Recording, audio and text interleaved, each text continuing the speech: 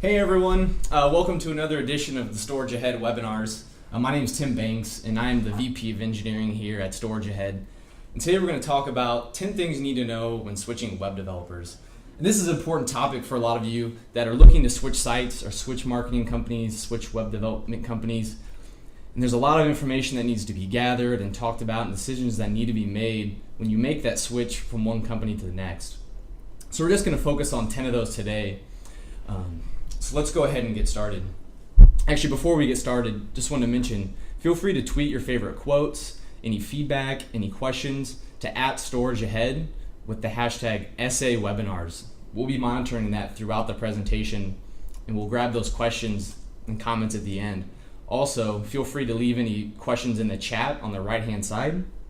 We'll also be looking at those for the Q&A session at the end. Let's go ahead and get started. So the first thing we're going to talk about is domain hosting information.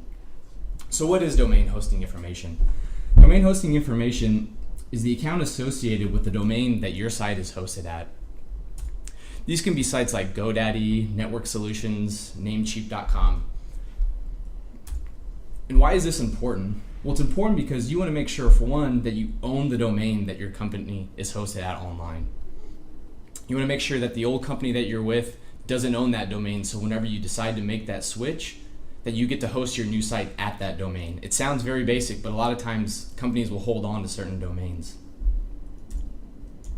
Also, the account that the domain is registered under houses the settings that decides where the server should point to. So whenever you type in your domain, you know where that site is located. This is called DNS.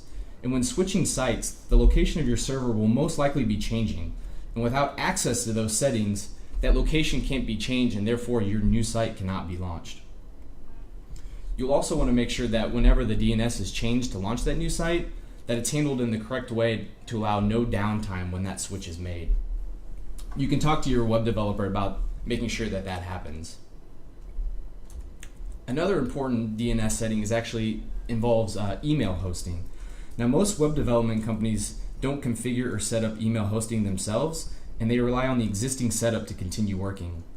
By getting access to these DNS settings in the account, the web development company can then be sure to preserve those existing email settings in order to not cause any email downtime. So be sure to contact them.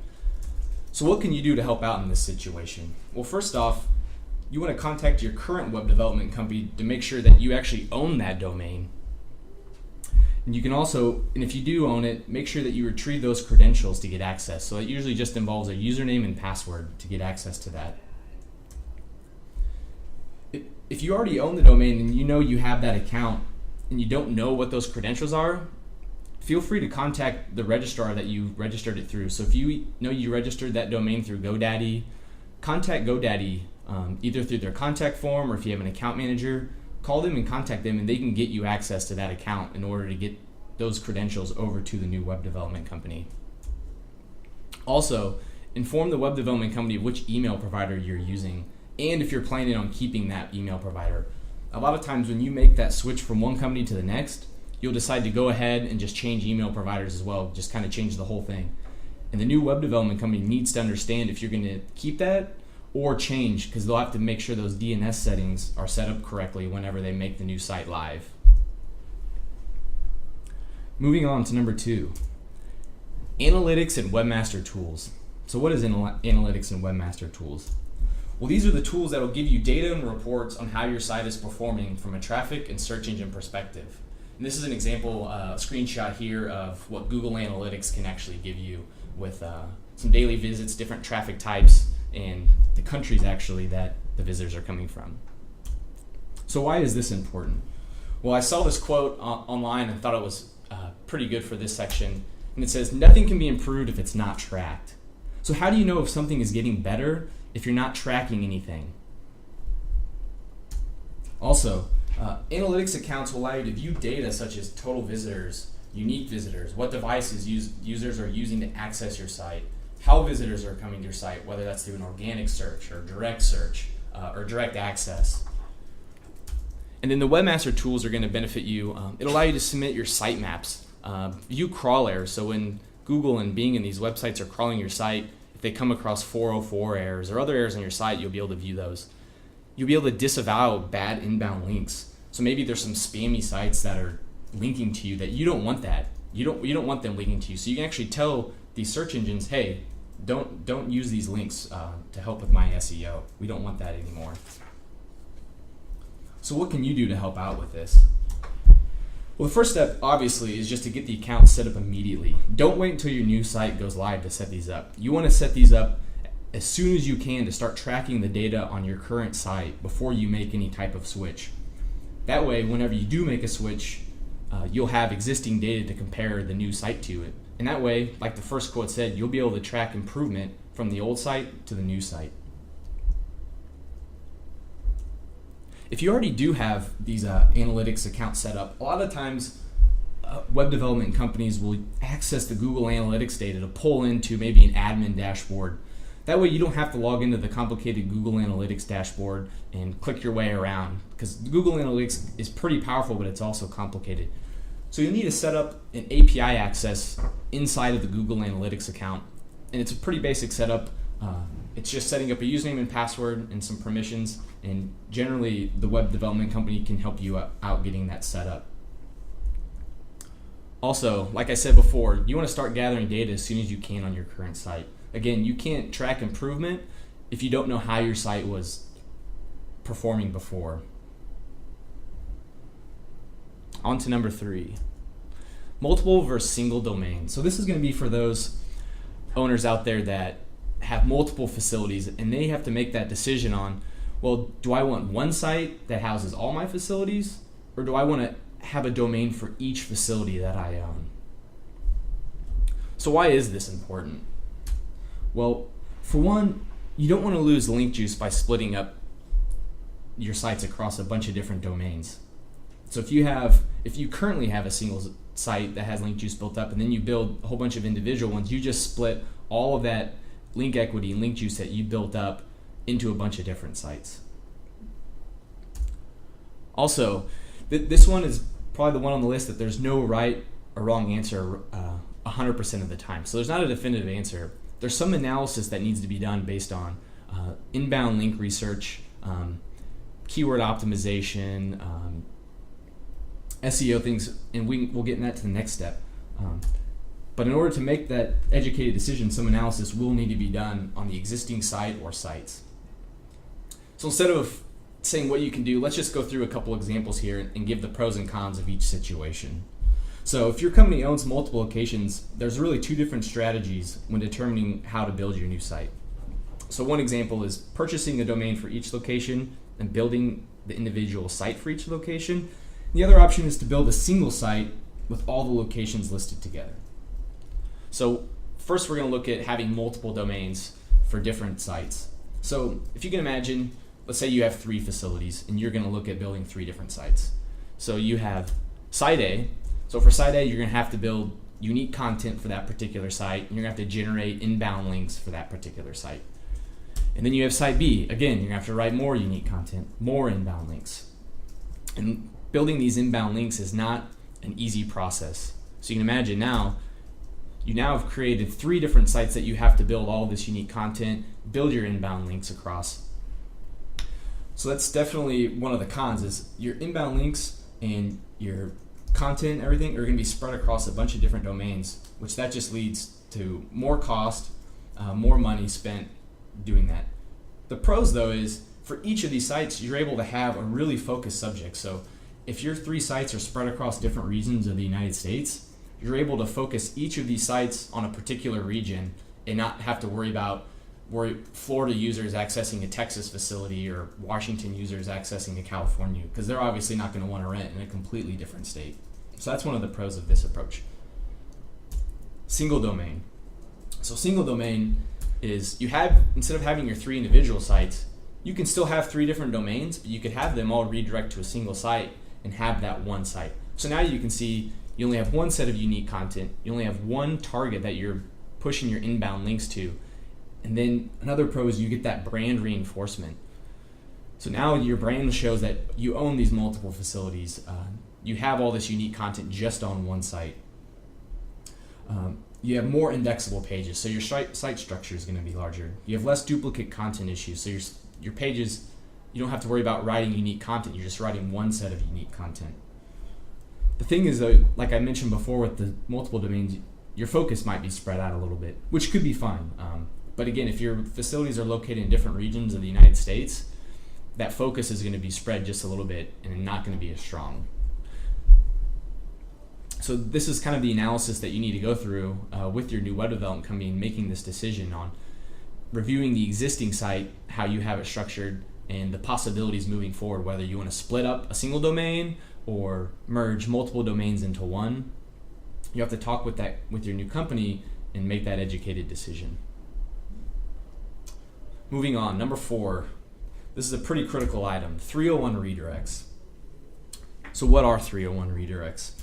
Well, the 301 status code actually alerts search engine crawlers that a page has been permanently moved to another location on the site. Now, human visitors won't even notice anything happen, but whenever a crawler gets that 301 status code, they know something has happened, and that means a page has moved. Updating these 301 redirects involves updating the htaccess file. Now, that might sound pretty complicated. You may not know what an htaccess file is, but this is something that you'll need to make sure you ask your new web development companies, hey, are you setting up these 301 redirects in the htaccess file to make sure that the old pages are redirecting to the new? And they'll understand what you're talking about if you refer to it that way. Also, another note, I mentioned that this is critical. This is a very important time-consuming process when switching sites. And due to the time and complexity that it takes to create all these redirects, a lot of web development companies will actually just completely skip this step. And you can't skip this step because you know that your site structure is going to change from one site to the next. And you want to make sure that the company that you choose to build your new site is taking the time and resources to actually create these 301 redirects and get them implemented correctly. So why is this important? We've already kind of touched on it, but it's important to update the pages that are indexed in search engines. So whenever a user searches in Google and they get a search result for your website and they click on that link, you want to make sure that when your new site is launched, that there's a page still there for that link in the search engine result. So for example, if you had an old facility page that was located at www.example.com/old facility page, well, the new website will probably have a new URL for that facility. So it may be www.example.com/new facility page. Well, you'll want to make sure that a 301 redirect is set up to go from that old URL to the new URL, so when users land on that existing URL, that they still have a page to view and they don't get an error saying this page does not exist anymore. You'll also be able to pass along any link juice or link equity that you've already built up. So again, using the last example, your old facility page already has a certain amount of link juice built up in Google. And if you just abandon that page, you're going to lose all of that optimization that you built up. So adding in these 301 redirects allow you to actually pass on some of that link juice, so you're not abandoning any past SEO optimization that you've built up. And then you get to redirect popular landing pages. So there's probably a subset of pages on your site that the majority of users access when they land on your page. And this is probably going to change whenever you switch sites. So you need to make sure that you understand which pages these users are accessing and give them a page on your new site to view instead of, again, receiving an error. And finally, it reduces duplicate content issues. There's cases where multiple pages on your site will have the same content, and you'll be able to funnel all of that into one particular page on your new site. We'll touch on this topic a little bit later. So what can you do in this situation? One thing you can do, if you want to see how your current site is structured, you can use a tool like Xenu Link Sleuth. So what this will allow you to do is type in your URL, hit enter, and this tool is going to go out and crawl your site and give you a report on the site structure. So then from there, you can take that site structure and map it to what the new site structure is going to look like and kind of be able to put together a 301 redirection plan that will outline where the existing pages will point to on your new site. Also, Xenu will allow you to find broken links, 404 pages, just kind of give you a good outline and report of how your current site is structured. And you can also use another tool, and this, it says here run a site command in Google. You can also run this in Bing. But what a site command is, if you see the example, site:/storageahead.com. So if you replace storageahead.com with your domain and enter that in Google or Bing, the search results will actually just be the indexed pages that your domain has in that search engine. So for instance, if you type in a site command and you don't see any of your facility pages, that's a cause for concern. Your facility pages should be in these search engine indexes, and that'll give you a good site structure of how Google and Bing sees your site in their eyes. Moving on, number 5, Sitemap and Robots. So what are Sitemap and Robots? These are two files that are housed on your machine, and for the sitemap, a sitemap is a structured file that lets your search engine know about all the pages on your site. Not only does it list all the pages on your site, but you can add in additional information like how the internal priority of the sites are. So your home page is usually the highest rank, or how does your facility page rank to your home page? How often pages are updated. So it alerts these search engines, say, hey, you should come back and crawl this weekly or daily or monthly, because some pages are going to update more than others. Here's an example of what sitemap may look like. So you can see here that there's chunks of data where it's listing the URL, the change frequency, so does it change monthly, daily, and then a priority, so it's just the internal priority. This isn't a priority like on the web saying, hey, my site's better than others. It's just an internal priority. So in your site, you're giving your site an internal priority structure, letting these search engines have more data about your site. The other is the robots. So a robots.txt file is it's another file that search engines will look at when crawling your site. This file is a little different. This file will alert crawlers on which parts of your sites to access and which parts to avoid. So for instance, here's a couple examples. So this is a really small robots.txt file, and you can see here it says disallow. So this is telling, hey, crawlers, disallow this URL. And what that / means is disallow the whole site. So don't crawl my site. This is obviously a huge red flag if you see this in your robots.txt file, because this basically says don't index any page in my site. That's a big concern there. Here's a more realistic example. So this says disallow the CGI bin, disallow a TMP, so temp folder, and disallow a junk. Now, those are pretty cryptic folders, and those don't look like they should probably be in a search engine result anyway. So in this particular case, they said disallow these, don't index these, don't crawl these. So that's a good example of a robots.txt file. So why is this important? Well, it's important because when building a new site, you'll most likely have a completely different site structure than your existing site. The URLs are going to change. And you can help out these search engines by submitting a new sitemap once your new site goes live. And this will alert them before they come back and crawl, saying, hey, the site's changed and these are the pages I want you to crawl, instead of how you crawled the site before. And then also, you want to make sure that it's important that that robots.txt file is paid attention to and not just left by the wayside, because since your structure is going to change, maybe on the old site there was a folder that you were disallowing, saying don't crawl this, but on the new site you actually want that folder crawled or that page crawled. But if you don't update that robots.txt file, then that page is never going to get indexed in the search engines, which then you'll never get users landing on that page or coming to that page from a search result. So it's important to make sure that that robots.txt file is in fact being updated and not just completely ignored. So what can you do to help out with this? First, make sure that once the new site is live, that a new sitemap is being submitted to Google. Make sure your new web development company is generating that sitemap, so creating that structure of your site, and then going into that Webmaster Tools account and submitting that both in Google and Bing. It's going to help out those search engines crawl your site the next time they hit it. Also, just review that robots.txt file. And generally, these are they're located at your domain. So again, example.com/robots.txt. They're always in the same spot. So you can just type that in and see what loads up. But just ask questions. Say, hey, are you updating this? Are you paying attention to this? And just a simple answer they could return, say, yeah, we took care of that, will help reassure that they actually did take care of it. So just ask questions in that case. If you do open it and see something suspicious, bring that to their attention immediately, because if you see URLs or folders or pages in there that are disallowing, and you know those should be crawled by Google and Bing and have users hitting those, to make sure that they're aware of that so they can get that page updated. Moving on, number 6, FMS integration. So this is an item that's specific to the self-storage industry, but I want to touch base with it. And it's only going to be particular to those people using a facility management software that have some type of integration in. So this is allowing your new website to talk with your software that you have running in your facility. A couple examples are SiteLink and CenterShift do a great job with this. They have APIs that web development companies can connect to, and they can pull different types of data and push data back to the facility management software. So why is this important?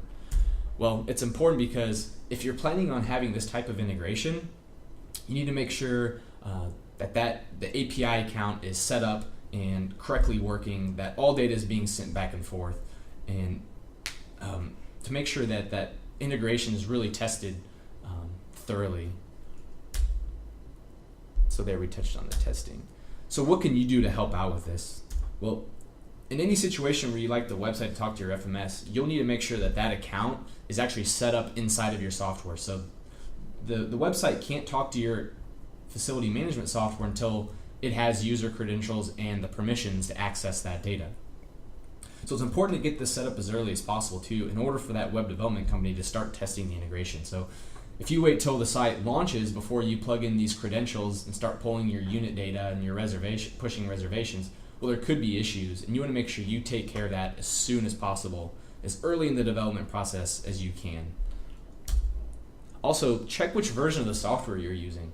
Software like CenterShift actually has different versions of API access in between the versions of software. So they have a CenterShift 3.1 and a CenterShift 4.0. And the actual integration is different, and the feature set is different between those two.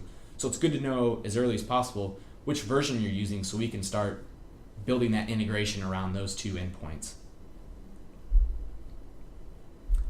Next item, number 7, duplicate content. So this is a big SEO issue. It's really critical, and it's getting more critical over the past few years, especially with Google. So what is duplicate content? Well, in the basic sense, it's 2 or more pages that share the same content. But this can also be, there's 3 different types of this though. So getting a little more in depth, there's 3 types. There's identical, so this is where pages have the exact same content, like literally word for word, picture for picture. Then there's near identical, so this is where just a few pages or just a few bits of the information have changed. So maybe just the pictures change or just a paragraph has changed. It's still duplicate content because the majority of it's still the same. And then there's cross-domain duplicates. So this is where there's actual multiple domains that have the exact same content. And Google recognizes this. They're smart enough to say, I crawled this site A and I crawled site B and they have the same content. And I don't know how that happened, but that's bad and we're going to penalize you. So why is it important? Like I just mentioned, you can get penalized. So over the past couple years, especially with the Penguin and Panda updates in Google has escalated the duplicate content issue from a page isolated incident into a whole site penalty. So what that means is, before, whenever Google detected duplicate content on multiple pages, they just penalized those pages in the search result index. But now they realize, well, if there's duplicate content, there's probably other issues, or this isn't structured right. So we're actually going to go ahead and penalize the whole site and start reducing the index pages and value for that whole website. So it's really important to focus on this and not just kind of push it to the side and say, well, those 2 pages have the same, I'll worry about it later. Also, the multiple domains, as I mentioned earlier, can be really susceptible to this. So if you have multiple domains for your facilities and you're just copying and pasting that content between the multiple domains, that content's going to show up between all of them, and Google's going to recognize that and possibly penalize you. So what can you do in this situation? For one, there's a few checks you can do, real basic, that you can do yourself, and we're just going to walk through. So these are checks that you can look at on your existing site or your new site, or really any site, to see if they're susceptible to duplicate content issues. The first one is www versus non-www. And what I mean by that is, so if you enter your domain in the browser, www.example.com, and you enter it without the www, so just example.com, and both of those pages load, there could be issues with duplicate content there. So what you want to do is select which protocol that you want to deliver your website through, whether with the www or without the www, and make sure you redirect the one that you don't want to the other one. So it's always delivered in the exact same way. The second one is HTTP versus HTTPS. So the HTTPS is for those sites that use an SSL certificate. So they want to deliver their content securely in an encrypted way. So if you're using a SSL certificate to deliver some of your content, you'll want to make sure that pages that have the HTTPS protocol aren't loading the non-HTTP version as well. So you want to make sure that they're being redirected and only delivering it in the same way every time. So similar to the non-www versus the www, you want to make sure that you're only using one of these protocols. So again, does one redirect to the other, or do they both load? If they both load, you could be susceptible again. Homepage duplicate. So the homepage is a unique situation where there's actually a handful of different ways to load the homepage of a website that you don't really think about whenever you're building. So some examples, if you just hit www, so that's pretty basic. Well, also, if you add a slash onto the end, that could load the same page. Or without the www. So we've already kind of talked about these, but then there's some more. There's, what if you add index.html on the end? So by default, home pages are generally named index. So if you just access the HTML file directly, does it load? Well, sometimes they're referenced with just an HTML. So that could be another way to load the home page. And then finally, maybe you're using a programming language like PHP. So you could access it index.php. Some websites could actually load the homepage, in this case, 6 different ways. That's going to be duplicate content. Google sees this as 6 different pages, even though it's only one page on your website. So you want to make sure that all of these are just redirecting back to the one way that you want that content delivered, which will most likely probably be the top example on this list. Trailing slashes. So we touched on this in the last one.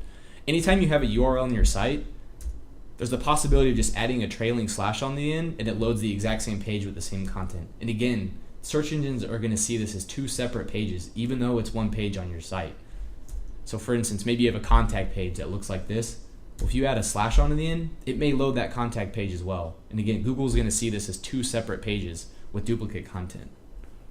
So just add a trailing slash on the end and see if it redirects back to the version without a trailing slash. So duplicate paths. So this has kind of been touched on before as well, but again, if there's multiple ways to access a single page on your site, the search engines are going to see that as multiple pages. So for example, you have a facility page on your site, and maybe it's at /storage/facility page. Well, there may be multiple other ways to load that. So maybe there's a query string value that says, well, we only want to show the small unit sizes. That's still going to load all the exact same facility information. Or maybe you want to have a URL that says state, city, facility page.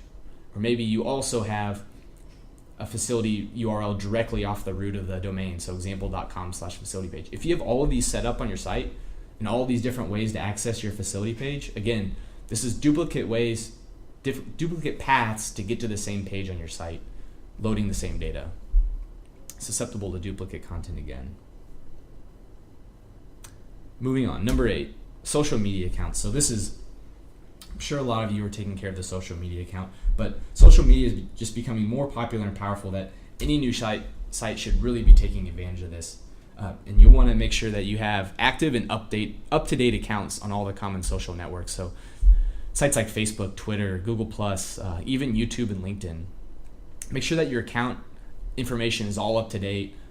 Try to update it as frequently as you can. Post some tweets, some updates to Facebook. So why is this important?